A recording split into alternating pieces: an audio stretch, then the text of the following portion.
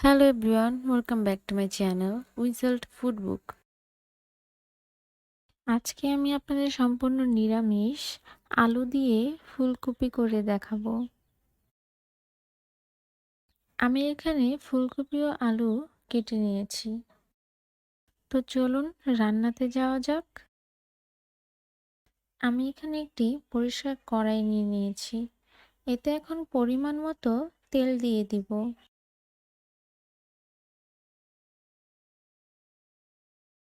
তেল গরম হয়ে আসলে তেলে একটি তেজপাতা দিয়ে দিব।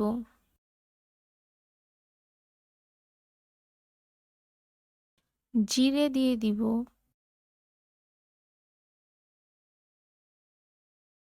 কাঁচামরিচ দিয়ে দিব। এখন এগুলোকে ভেজে নেব।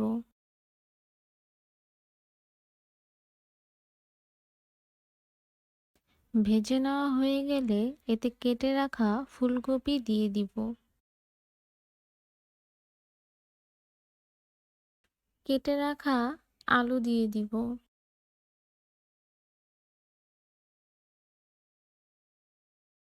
এখন এগুলোকে ভালো মতো মিশিয়ে নেব।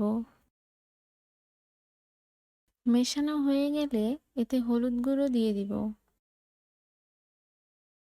এতে লাল মরিচ গুঁড়ো দিয়ে দিব। পরিমাণ মতো লবণ দিয়ে দিব। এখন এগুলোকে ভালো মতো মিশিয়ে নেব। ভালো মতো মেশানো হয়ে গেছে। এখন এটাকে এভাবেই কিছুক্ষণ রান্না করব। এখন এতে পরিমাণ মতো পানি দিয়ে দিব। এখন এটাকে ভালো মতো মিশিয়ে নেব। মেশানো হয়ে গেলে এভাবেই কিছুক্ষণ রান্না করব।